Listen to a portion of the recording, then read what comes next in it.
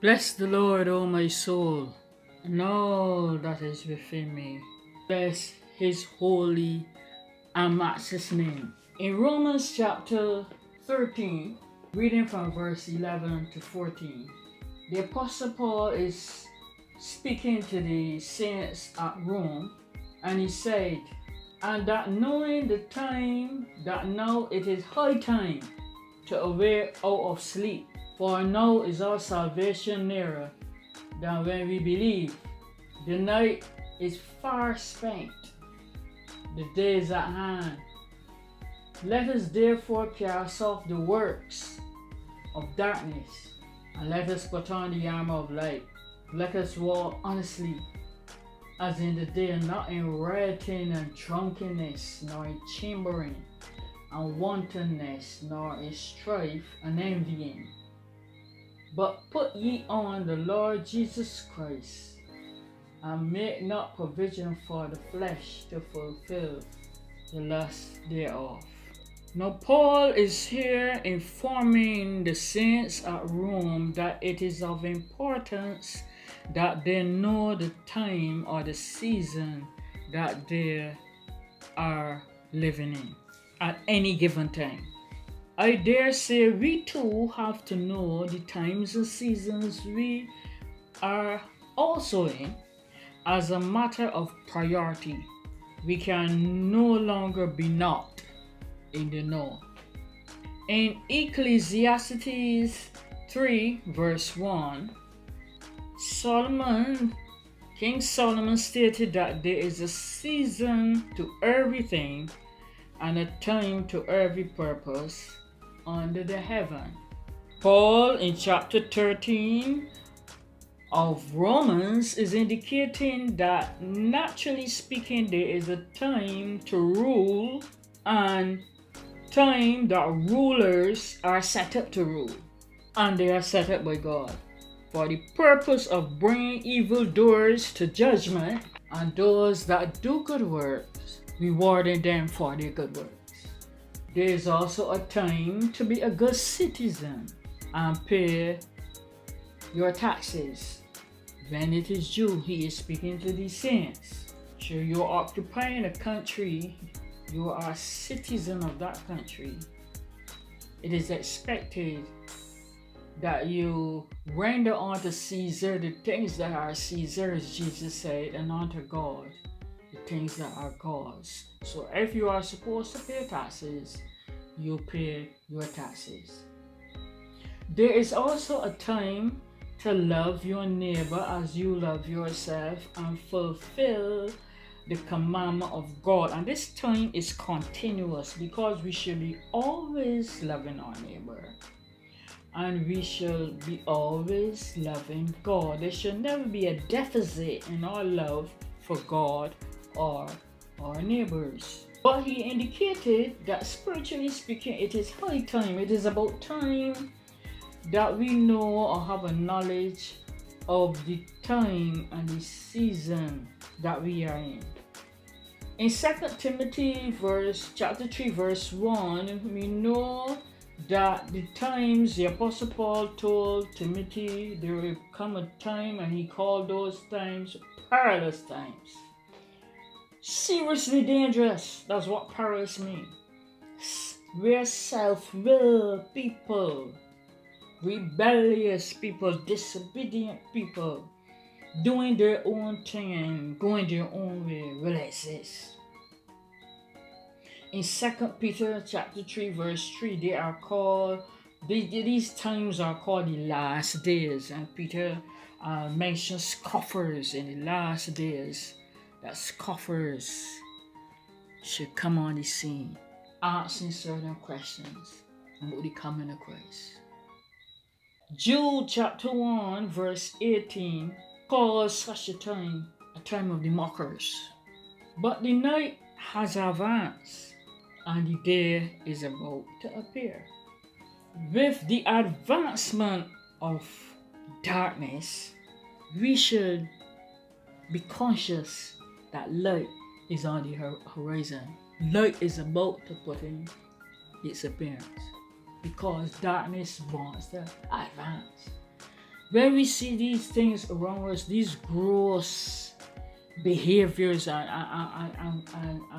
gross lawlessness, we can be rest assured that Jesus Christ is on the horizon. Paul informed that in such circumstances, certain action must be taken. First, we must get out of the sleep mode. A person that is asleep is semi-conscious. The person is not totally aware of his or her surroundings. The person appears to be lethargic. You know, you can sleep. There are certain people that are sleepy, and then some that sleep. But the thing is, we have to get out of the sleep mode because we have to be sober-minded. We have to be alert and watchful in these times.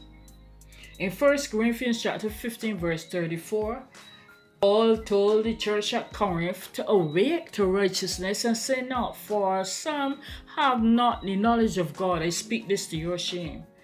That this is not time to be ignorant about what God is doing and to be ignorant about who God is and what the nearness of his appearance. This is not the time not to be alert to his righteousness, but this is time to be awake, as the Apostle Paul is saying here to the church of God, to be awake to the righteousness of God and the knowledge of his word. Number 2, cast off the works of darkness. The action that must be taken, we must cast off the work of darkness, the deeds of the flesh, the besetting sins. Galatians 6:19, in that particular book and chapter and verse, we learn about the works of the flesh. We must move light.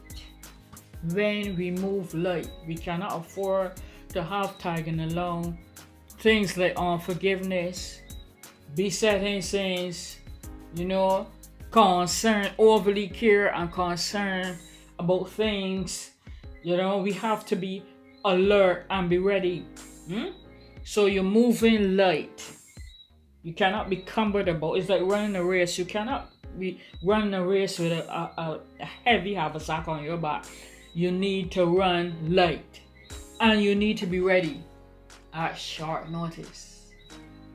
We need to be ready at short notice. What do I mean by short notice? It is like working in law enforcement.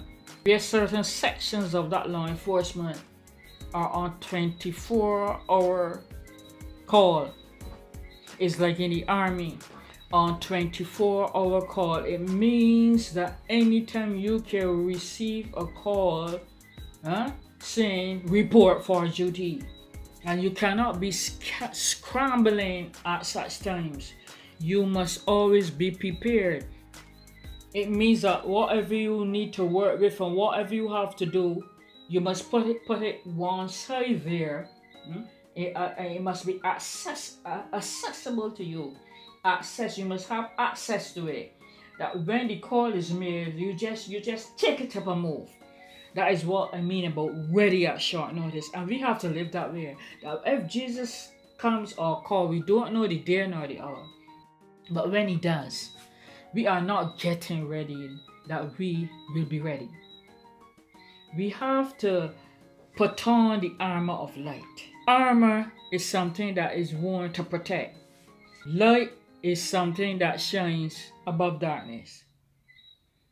So when we put on the armor of light, all works, all deeds are like light to others. They see our deeds, our good deeds, and glorify our Father which is in heaven. And that becomes like an armor to us. It protects us from darkness. And Jesus said, "You are the light of the world. Let your light so shine before men that they may see your good works and glorify your Father which is in heaven." So we need to put on that armor of light. Put on the armor of light. Ephesians 6 verses 11 to 18 talks about the armor of God. God is the Father of light. So if we have the armor of God, we have on the armor of light. We also need to walk honestly, as the Apostle Paul is here saying in Romans 13, verse 13. You need to walk honestly before God and our fellow men. We must be trusted. It means wherever we go, we must be honest. We do not want to bring the name of Christ into reproach and our Christian testimony to be questionable. We must be credible in our testimony. It means if you go to the supermarket and you pay for goods and items to the sum of $90 and you give the cashier $10 and she give you back $50, your light and your honesty must shine right there and then. You don't walk through the door. She's not aware of it or she won't have done it. You are aware that she gave you back excess money. It is your responsibility as a person that is honest to make her aware of it. Call her attention that you gave her $100 bill. The groceries cost $90 and you should be getting back $10 and not $50. He also said, the Apostle Paul, put on the Lord Jesus Christ. Put on the Lord Jesus Christ and make not provision for the flesh. He's likening Christ here to a covering or a garment. When you put on something, you put it on. It could be a garment, it could be also an attitude. Put on the Lord Jesus Christ. He is our example. Put on his humility. Put on his obedience. He was obedient to God the Father. Put on his compassionate nature. Put on his mercy. And put on his kindness. We are supposed to put on these things about the Lord Jesus. And the Apostle Paul said in Colossians chapter 3, verse 10, he tells the church at the saints at Colossae, and having put on the new man, which is renewed in knowledge after the image of him that created him. Also in Romans chapter 8 verse 29, he says, for whom he did foreknow, he also did predestinate to be conformed to the image of his Son, that he might be the firstborn among many brethren. So whenever everything is said and done, we must be conformed to the image of Jesus Christ. We must put him on. We must be regenerated, and as he said, he putting on a new person. A new person is being transformed by putting on the image of Christ and by putting on the attitude that Christ have, and we call it an embracing, embracing his attributes. We now become an image of him. Why do we need to take this action though? Our salvation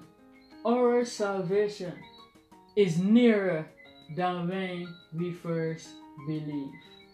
Our salvation, Romans 13 verse 11, is nearer than when we first believe. And who is our salvation? Jesus. That is that the coming of the Lord Jesus is closer more than ever. More than ever. More closer. He's closer now than he was when me and you first got saved. Imagine how close he is today, 2020. If the Apostle Paul said to the saints at Rome in AD 55, when he wrote this letter to the saints at Rome, and he said then that he is close, he have to be real close today in 2020.